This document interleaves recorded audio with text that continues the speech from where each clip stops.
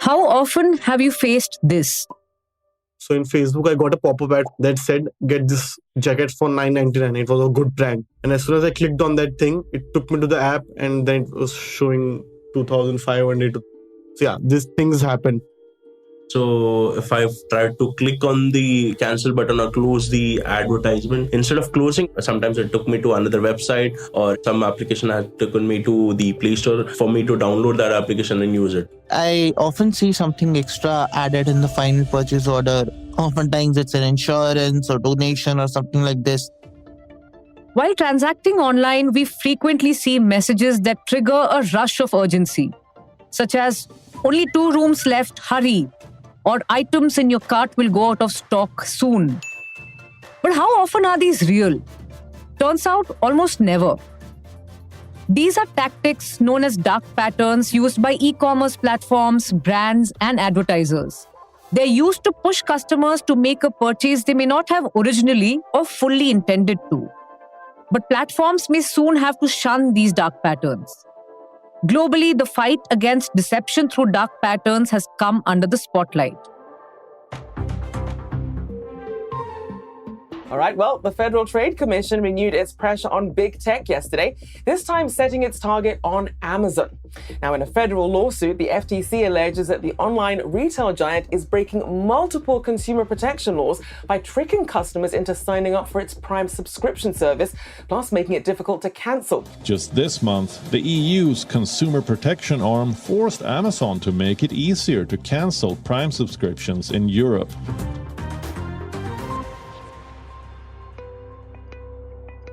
And India is not behind. The Central Consumer Protection Authority, which is the top watchdog for consumer rights issues, has now notified guidelines for prevention of dark patterns. So what are these dark patterns and how do they push you into loosening the purse strings or keep you trapped in a subscription? We hear from a UX designer who explains how dark patterns are webbed into the popular apps and websites that we frequent. After the product is designed completely, then from the top, we get the call that we have to add this one so we can manipulate the users, which I find somewhat unethical. But as the pattern gets more pervasive, can the guidelines help? We speak to Pratik Wagre from the Internet Freedom Foundation to understand whether the new guidelines can be enforced effectively. You have these guidelines and you have, on paper, you have the ability for people to approach an authority, but if the mechanism doesn't really work or is creating too many obstructions, oddly enough, a dark pattern in itself. It's Thursday, the 21st of December. I'm your host, Mugdha Warrior from ET Prime, and you're listening to the Morning Brief episode, Can India Exorcise Dark Patterns?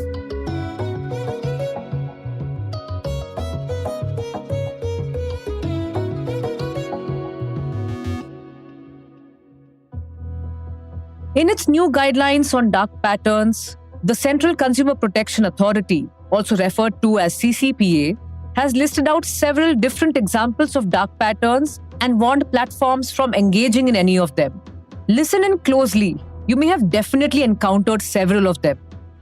And while I list out these patterns, we will also get you voices from some consumers on their experience with some of these patterns. A very common dark pattern is false urgency, wherein a platform is falsely implying a sense of urgency or scarcity to mislead you into making an immediate purchase.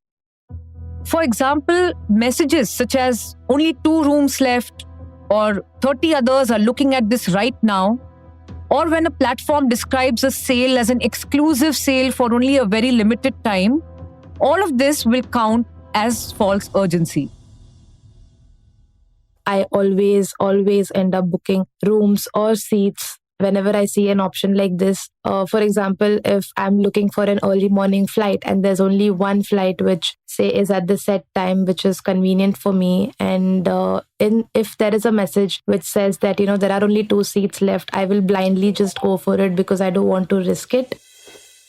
Another dark pattern is basket sneaking, which is when additional products or services are added to your basket at the time of checkout without your consent.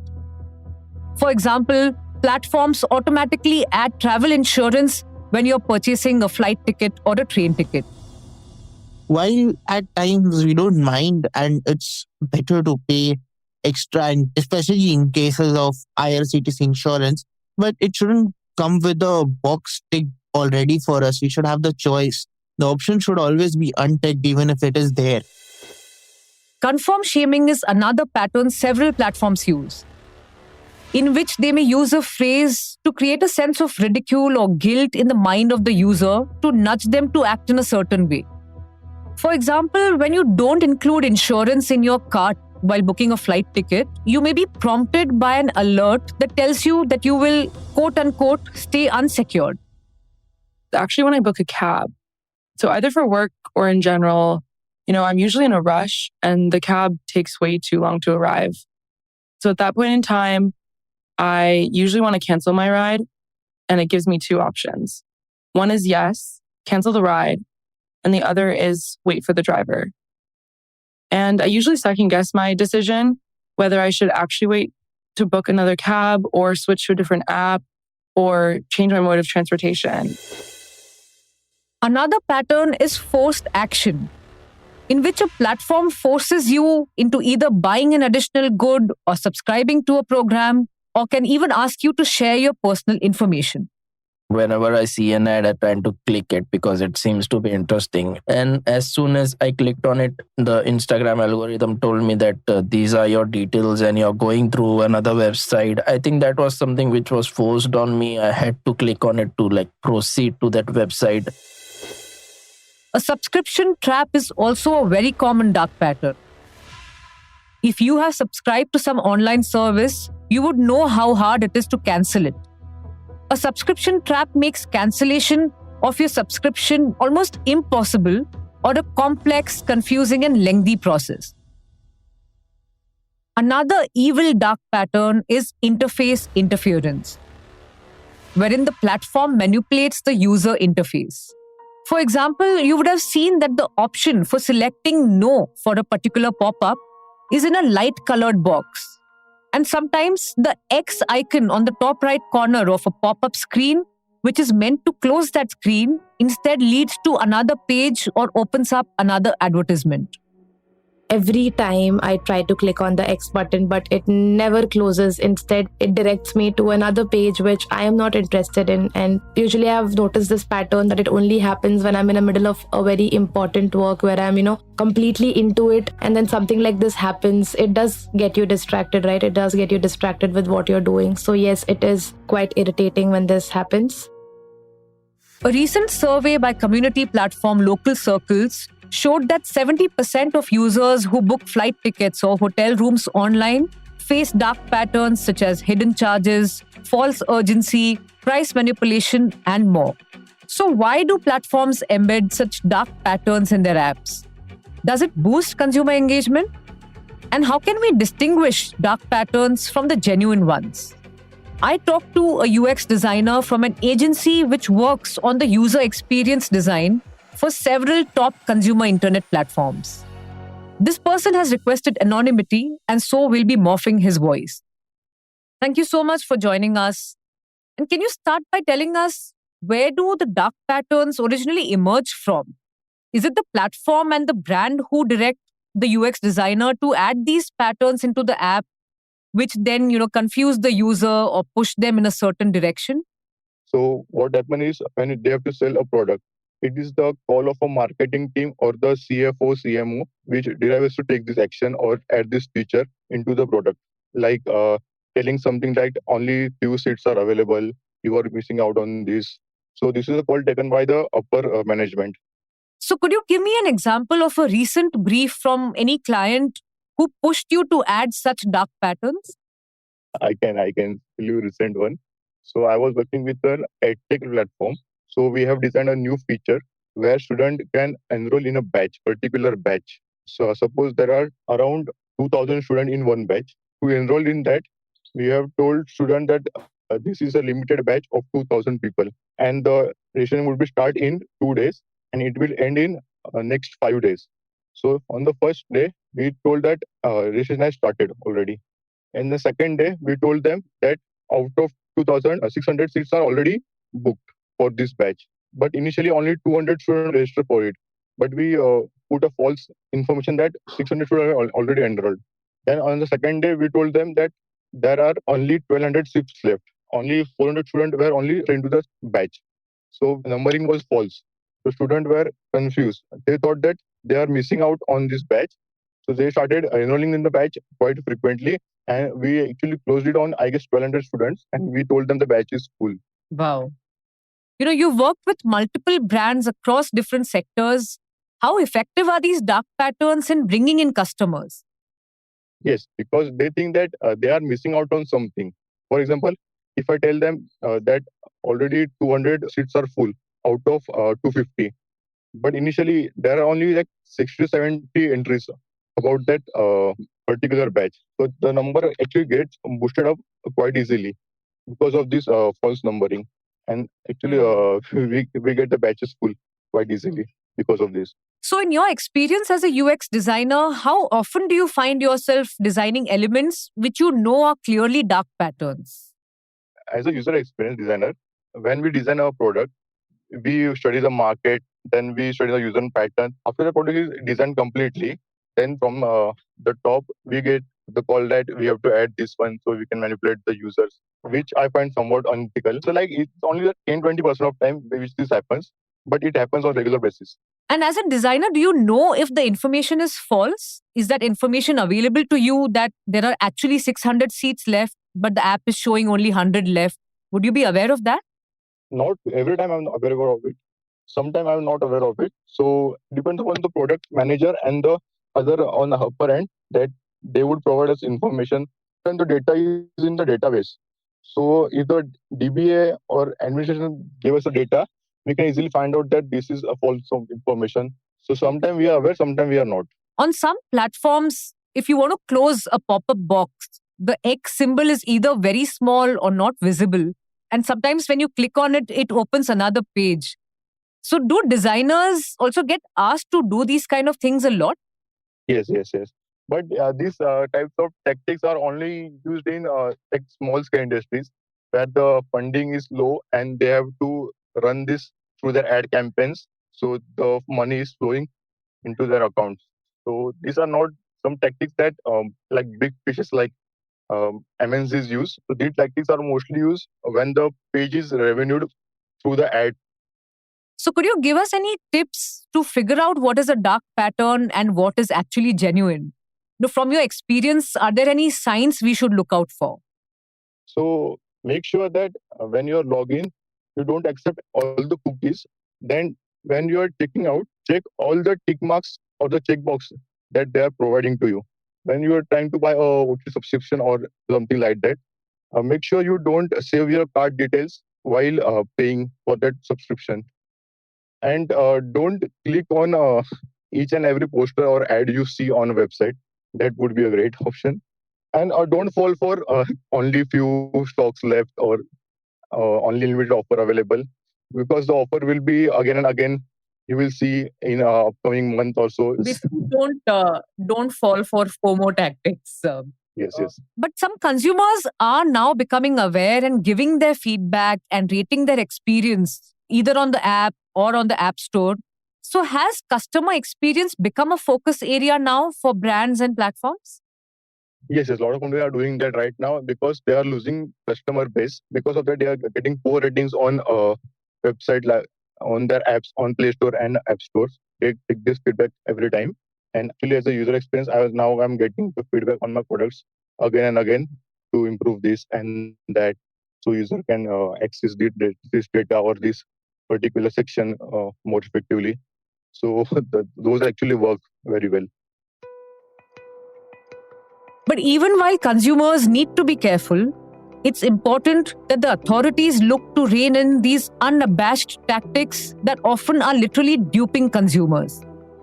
And Indian regulators are clearly on the watch. Just last month, the CCPA reportedly sent notices to Amazon over the alleged use of dark patterns to trick customers into purchasing Amazon Prime memberships. The new guidelines are also being seen as a good start. But how effective will they really be?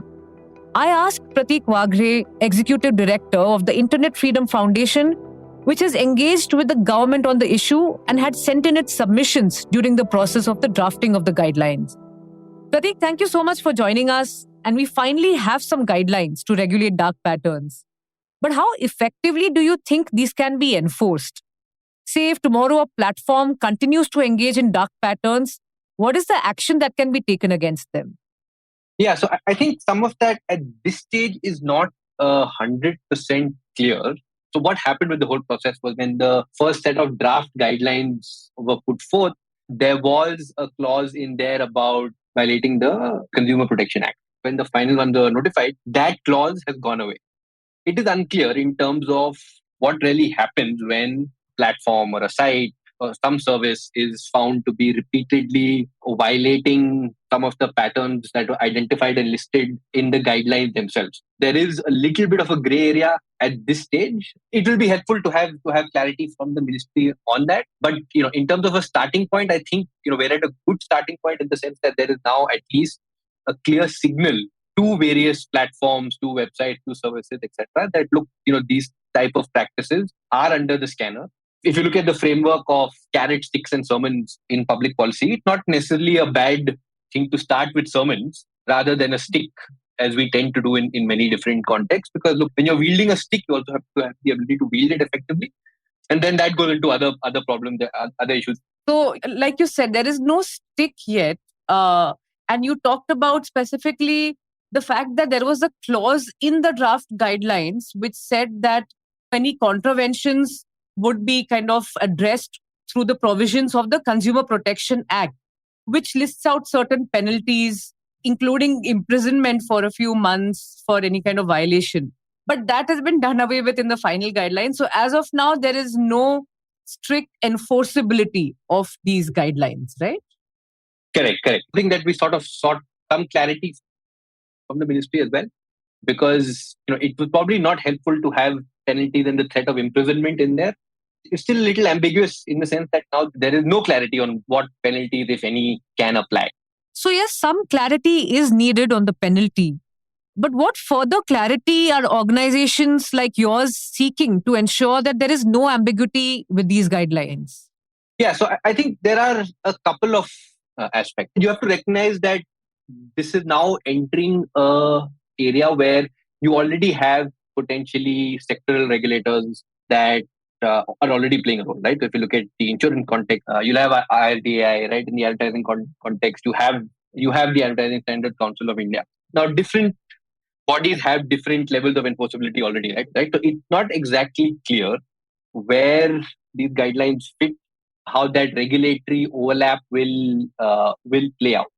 There is need for, I think, more clarity, more discussion on that front. I think it's important to recognize that it's not necessarily an easy ask for the ministry. I think we should be fair to them when they're making this attempt. I don't think this is easy to really spell out in very clear terms or in black and white. But in terms of these aspects of or some guidance in terms of where these will apply, where these will not apply, when penalties may be applicable, what kind of penalties may be applicable. As you pointed out, the Consumer Protection Act has bits about imprisonment in there.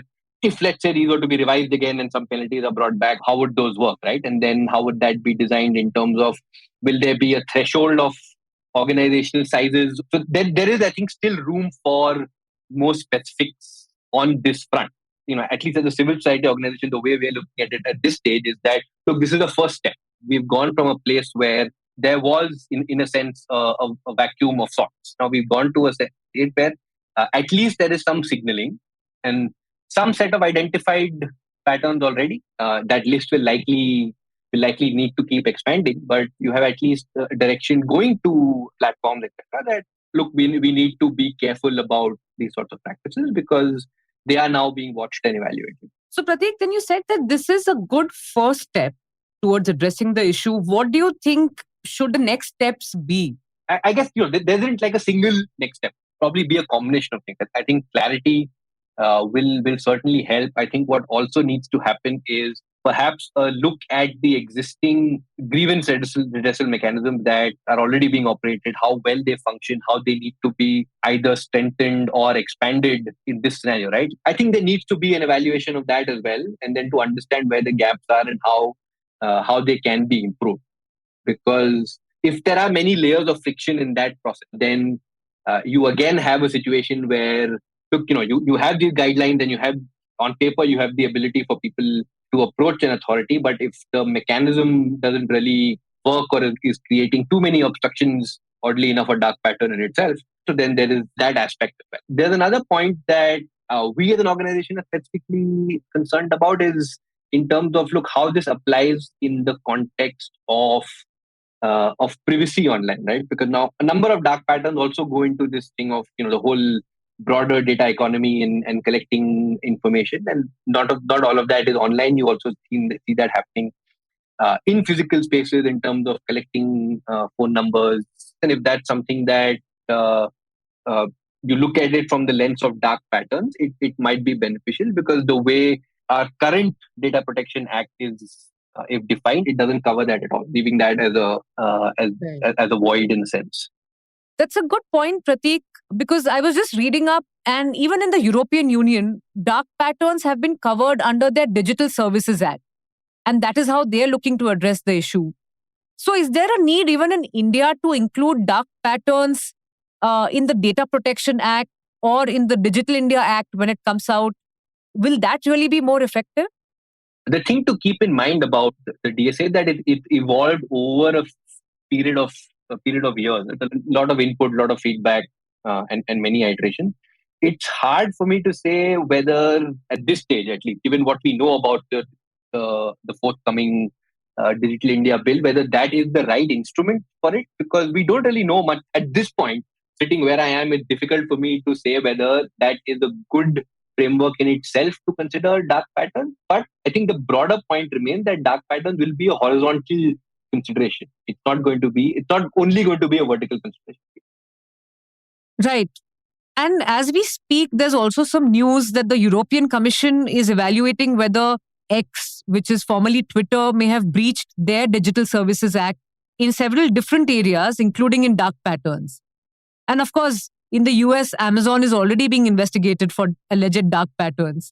So are there such parallels or such precedents in the US and EU where strict action has been taken against large companies for indulging in dark patterns? There have been instances where companies have been fined by the various equivalents of their data protection authorities in those countries for collecting customer information and stuff like that. But I don't think it's necessarily been looked at to a large extent from the dark patterns perspective. I could be wrong. There could be a knowledge gap. I'll admit that. The reason I'm leaning towards that is the whole thinking of dark patterns is still evolving. Right? Like, for example, the FTC submission and guideline process, etc., was early to mid 2022. So it's not been that long that their guidelines have been in place, and their investigation also takes time as such. So to my knowledge, I'm not sure of, I'm not aware of this happening specifically with the dark patterns. The web of dark patterns is thick and wide. Like Prateek said, these practices are also rampant offline. For example, I recently had gone to a multi-brand outlet to shop for apparel, and there were several items on discount.